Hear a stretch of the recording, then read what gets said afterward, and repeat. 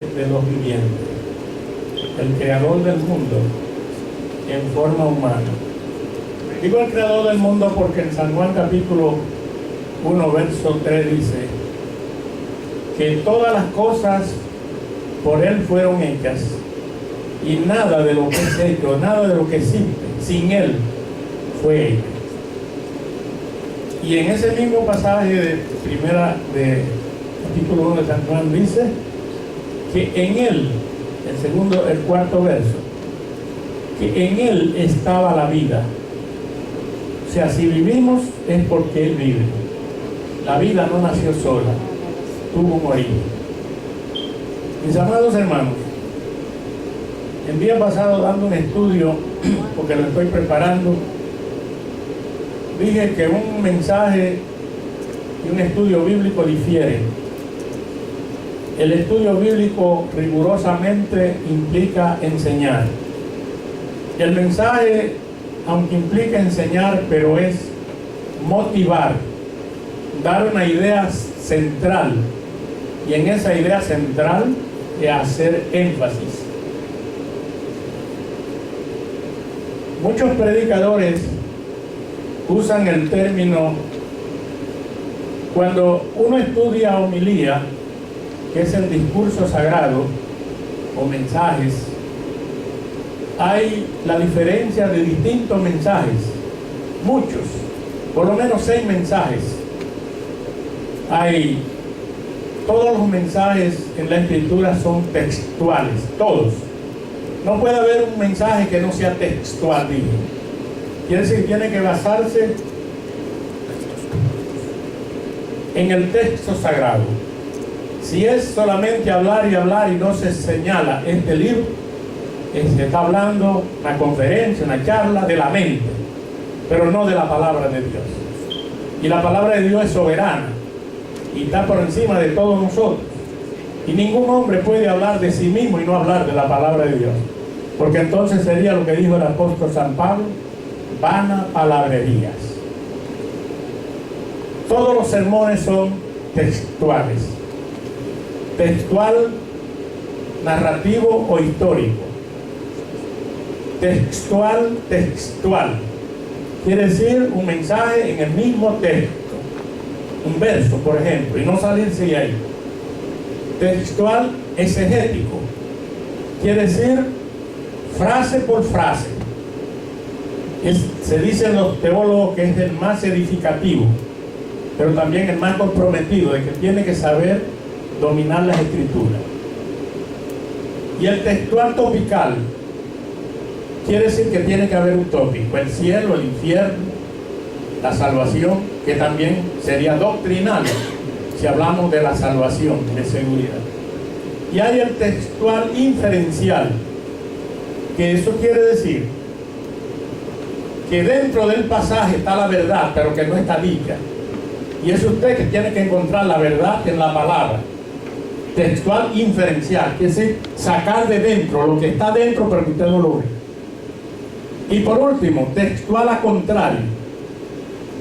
Estos dos últimos son difíciles y hay que tener cierta formación para decirlos, para explicarlos. El textual a contrario es, como su palabra misma lo dice, decir lo que ese pasaje dice contrario a lo que ese pasaje dice. Si la palabra de Dios dice que el que cree en el Hijo de Dios tiene vida eterna, lo contrario es que el que no cree no tendrá vida eterna. Y usted tiene que dar las razones por qué. Todo hay que haber un porqué. Hay los sermones evangelísticos que son exclusivos para inconversos, y hay los sermones edificativos que son para la iglesia. A veces vimos predicadores que están hablando a la iglesia, pero el contenido es evangelístico, y es una garrafal exposición contraria. Hay predicadores que son muy exhortativos o amontivos, candela pura, el infierno. Por ejemplo, ahora tenemos un sermón evangelístico, un sermón de edificación a los hermanos, y se comienza a decir: y si usted no se arrepiente, se va para el infierno. Y los cristianos no vale la pena que estén en la iglesia porque están perdiendo su tiempo. Porque si viene nomás a perder el tiempo, usted está perdiendo el tiempo y se va para el infierno. Y usted está diciendo que es un mensaje edificativo, porque es hermano. Pero usted lo que esté predicando un sermón evangelístico, que es juicio. Y eso hay que saberlo diferenciar. Esta tarde, del pasaje que hemos leído, tiene una parte que pudiera ser puro estudio bíblico, pero por el hecho de la Santa Cena no puedo entrar en ello. En el sentido, diríamos estudio bíblico, porque tiene que explicar varias cosas que implica. Por ejemplo, dice la palabra de Dios así: el nacimiento de Jesucristo fue así, estando desposada. Ustedes saben que el desposorio en la tradición judía era compromiso previo para el matrimonio, lo que en nosotros llamamos noviazgo, y a veces se rompía, pero en el judío, cuando se desposaban, era un juramento que hacían los cónyuges ante los respectivos padres, de que se comprometían en enero, y si se iban a casar en diciembre, de enero a diciembre, eso era como un matrimonio, y eso era fijo. En la cultura occidental, no. Tiene amor y si no me gusta la voto y la dejo, y ella cogió su camino y yo el mío, porque hay responsabilidad. En la era judía, cuando se desposaban, era juramento de que ese era su compañero y su compañera. Entonces, esto es cuando uno va a dar un estudio bíblico. Y no puedo seguir. Cuando habla y no la conoció, quiere decir, no tuvo práctica con ella. Y la daba por hecho su marido, ya dice su marido. Y no eran marido en el sentido nuestro, eran desposados. Quiere decir que tenían un compromiso de obligatoriedad hasta el día que se casaran. Y después voy a seguir en esto, porque eso sería un estudio bíblico y no quiero entrar en ello. Solo quiero centrarme en dos términos que hay en el pasaje, en el verso 21 y en el verso 23. Mis amados hermanos, dice el verso 21: y dará a luz un hijo, y llamará su nombre Jesús. Está en mayúscula todo, dando la importancia de quién era esta persona, no este personaje, que la palabra personaje se presta a algo no definido, a algo que apareció. No, esta persona quiere decir algo específico, algo concreto, algo real. Jesús era una persona, no un personaje. Personajes aparecen por ahí en la literatura y en los dramas. Jesús era una persona. Y mis amados hermanos, porque Él salvará a su pueblo de sus pecados. Cuando hablamos de Jesús, que su palabra significa, es la misma palabra de Josué o Joshua: Salvador, restaurador, libertador. Conoceréis la verdad y la verdad os hará libre. Si el Hijo os libertare, ¿qué? Seréis verdaderamente libres. La palabra Jesús es una voz griega, Joshua, y hebrea, que quiere decir el libertador. Mis amados, si nosotros vamos a hablar de Jesús y fuera un sermón, sería un sermón evangelístico, porque está hablando de perdón, está hablando de salvación,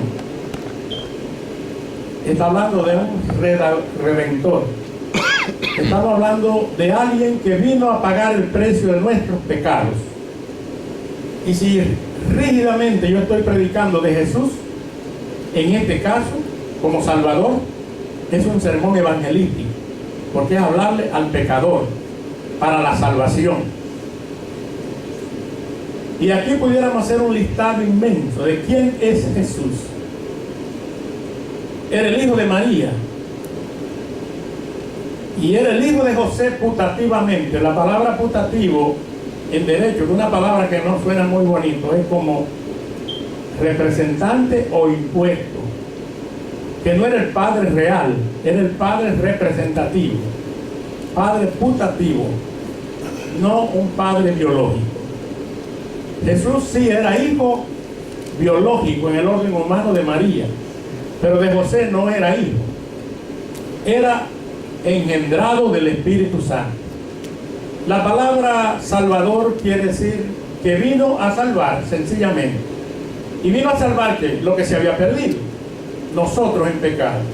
Si habláramos de Jesús, estaríamos hablando puramente de un sermón evangelístico, de que vino el Redentor del mundo a rescatar o a comprar, a readquirir lo que se había perdido. Mis amados hermanos,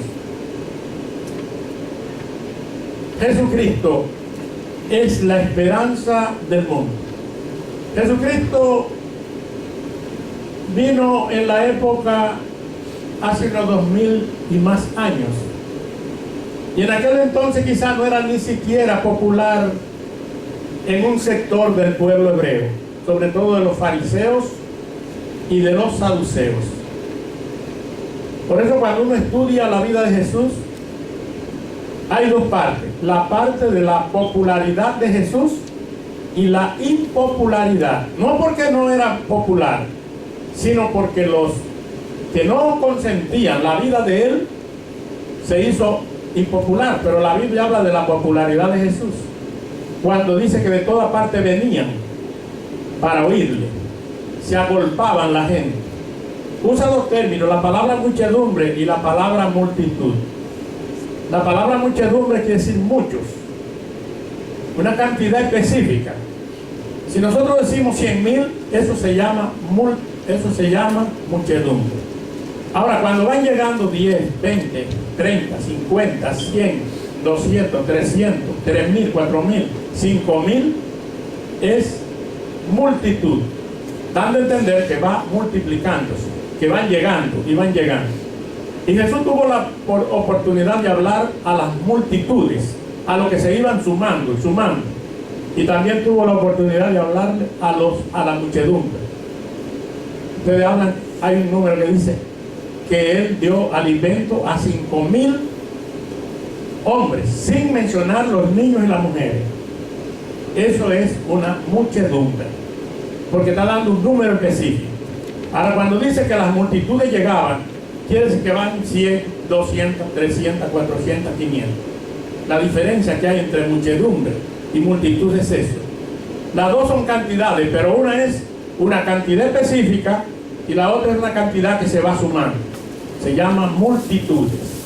Y Jesús a las dos les habló. Si habláramos específicamente de Jesucristo solamente, estábamos hablando de un sermón evangelístico, de preparar a la gente para un encuentro con Dios, porque Cristo es el único que ha venido a este mundo para perdonar los pecados de los hombres. Por eso se llamó el Salvador del mundo. Pero porque no voy a ser muy extenso, y en segundo lugar, llamará su nombre Emmanuel, que quiere decir Dios con nosotros. Si yo voy a predicar un sermón de esto, sería un sermón evangelístico, no un sermón edificativo y no evangelístico, porque la presencia de Dios es para bendecirnos, es para guiarnos, es para ayudarnos, es para orientarnos, es para ser compañeros nuestros. Y entonces, aquí nosotros estamos aprendiendo con ese nombre de Emmanuel, de que Dios es presencia real con nosotros. Esta mañana, Dios está aquí y en toda parte del mundo, donde quiera que hay 2 o 3 reunidos en su nombre, ahí está Él para bendecirlos. Dios no es Dios de un grupito. Dios no es Dios de los bautistas. Dios no es Dios de los metodistas. Dios no es Dios de los menonistas. Dios no es Dios de los Plymouth Brothers. Dios no es Dios de los hugonotes. Dios es Dios de todos. Amén. Y de todos tenemos que aceptar que Él es el cabeza.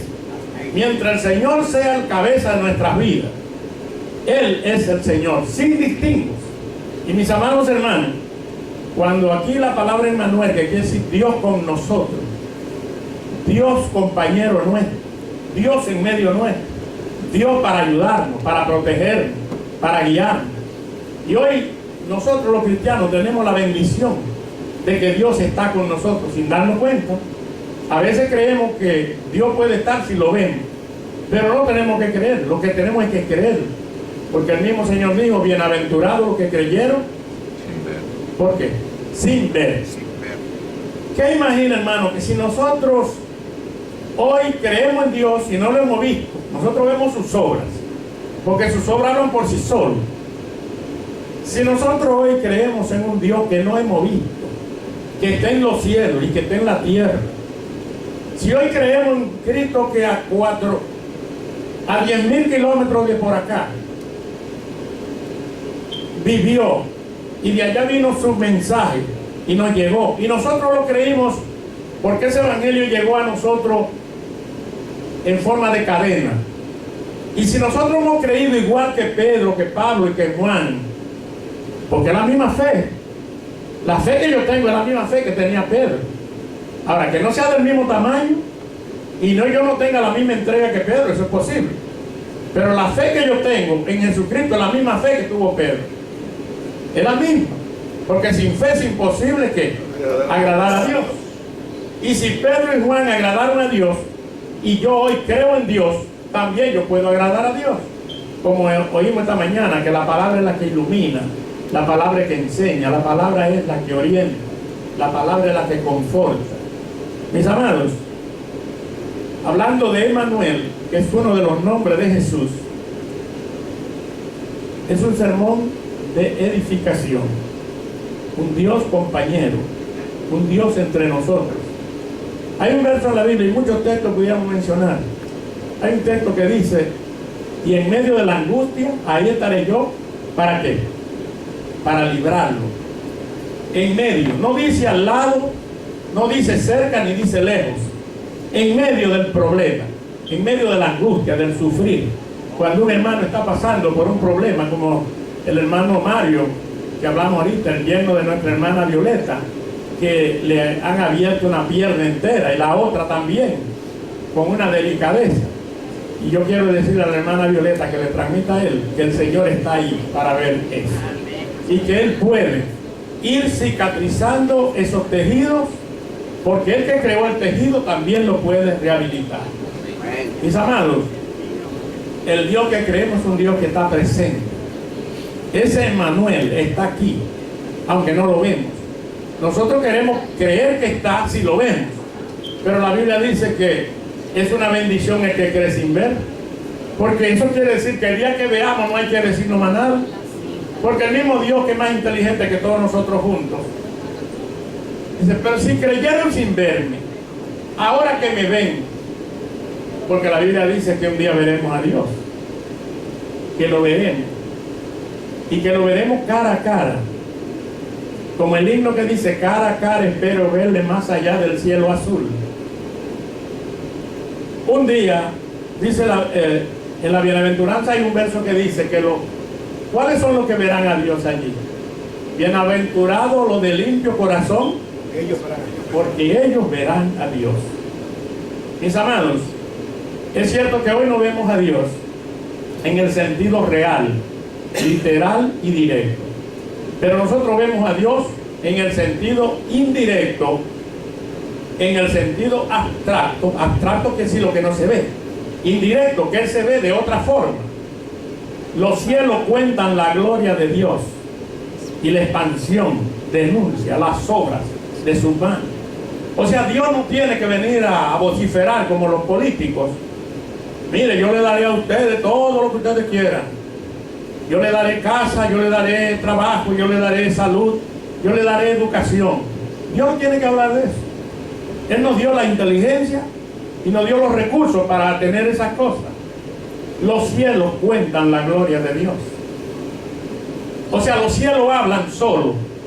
El cielo, la creación es una mensajera permanente de nuestro Dios. Mis amados, yo soy una persona, yo en estos días, yo oigo una emisora mundial todos los días, que a las 4 de la mañana, ellos están prendidos, duran hasta las 10 de la mañana, y esta emisora recoge todos los datos importantes que en el mundo suceden. Y en estos días invitaron a un científico del tope del saber del conocimiento humano de Inglaterra, un científico, Livingstone, apellido Livingstone, que es un nombre muy famoso aquí. Este científico se vanagloria de decir que no existe Dios, que no hay Dios, y que esto se hizo solo. Mire la barrazada, la falta de consistencia. Y lo invitó la Universidad Pontificia de Colombia, los obispos, porque le interesaba. Se presume que si es una universidad pontificia, una universidad teológica, aunque difiera de cosas con nosotros, la Iglesia Católica tiene muchas cosas que son afines con nosotras, tiene muchas que no, pero de que ellos creen que Dios es el creador, usted no lo puede negar. Entonces invitaron esta universidad, los magnates de esa universidad invitaron a ese científico, porque como él dice que Dios no existe y que esto se hizo solo. Una de las preguntas que tenía un eminente periodista dijo: queremos que nos diga cómo comenzó todo. Y eso es duro. Dado que usted dice que él no existe, nosotros queremos que usted nos diga cómo entonces comenzó esto, porque esto está hecho, alguien lo hizo. Yo no sé la respuesta porque yo quería oír porque era una conferencia. Y cuando yo oí a este hombre con un orgullo, porque se oía, porque lo estaban tramitando, con ese orgullo de ese saber que todo fue hecho solo, que fue una transformación de las cosas, comenzamos por ahí.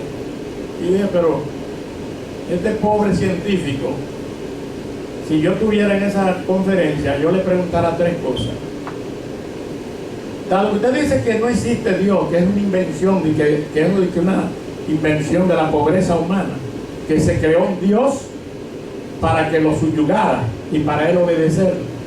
Yo le hubiera dicho, pero dado que usted es más que Dios, ¿puede usted durar 100 años sin comer, sin beber y seguir vivo? ¿Puede usted seguir siendo tan joven como cuando era un niño y ya es un anciano y ya tiene canas, ya está envejecido, ya los tejidos se le están? ¿Por qué, si usted está por encima de la ley del espacio y la ley del tiempo, por qué usted es más viejo que hace 50 años atrás? Porque es un hombre avanzadísimo ya, de casi 70, 80 años. Porque hay preguntas que los científicos solamente teoría y no pueden. Pero fíjense, se vanagloriaba que el mundo se hizo solo. Y un periodista dijo, yo me gustaría de que él nos dijera cómo fue que comenzó lo primero cuando nada había. Y eso es muy profundo, mis hermanos. Pero esa es la vanagloria de la vida.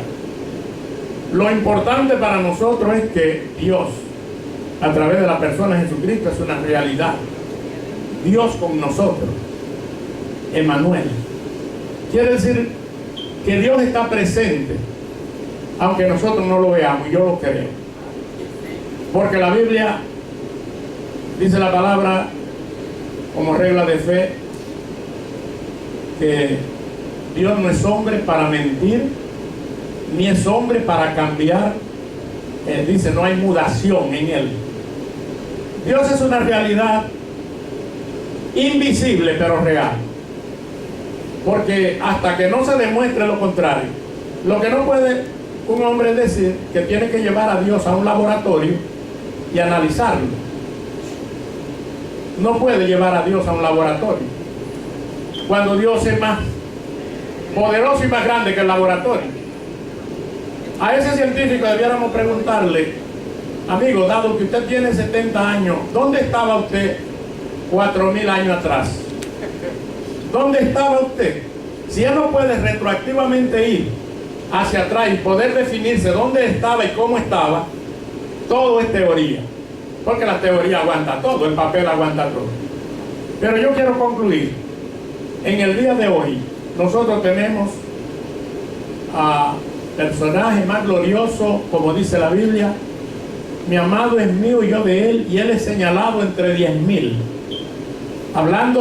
Hablaba la tsunamita en el libro de Cantares, hablaba para referirse a Salomón, pero en ese pasaje la aplicación moral, la aplicación espiritual, la pedagogía o la moraleja es que ese pasaje se refería a Jesucristo.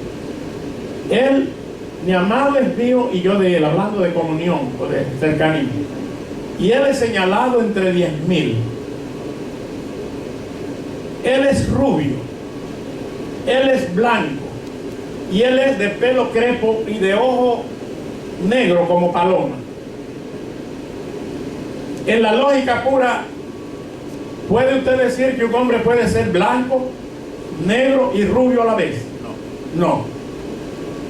Pues ese verso se refiere a Jesucristo, que es el único que podía tener, que para él los blancos, los negros y los rubios, para él son iguales.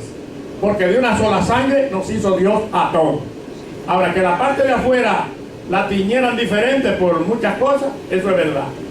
Pero el hombre de color y el hombre blanco tienen la misma cantidad de cromosomas y tienen la misma cantidad de neuronas y la misma cantidad de células, de tejidos. Mis amados, concluyo en esto humildemente. Jesucristo vino a salvar a los pecadores. De manera evangelística, cuando usted hable de Jesús, hable en el sentido de que vino a salvar a los pecadores. Ahora, cuando va a hablar de Jesús como el gran maestro, o el gran evangelista, o el gran profeta, o el gran sacerdote, o el gran rey, cada caso de esto tiene su... Cuando hablamos de Jesús como el gran sacerdote, es porque es el gran mediador entre Dios y los hombres, para acercarnos a Dios. Cuando habla de Cristo como el gran profeta, y más que profeta soy, dijo él, es porque vino a proclamar un mensaje de redención. Pero en esta tarde, que Dios nos bendiga. En esos dos versos solamente, usted puede pasar largo rato hablando. Hace un listado de todos los pecados que los hombres tenemos. Por ejemplo, si usted lee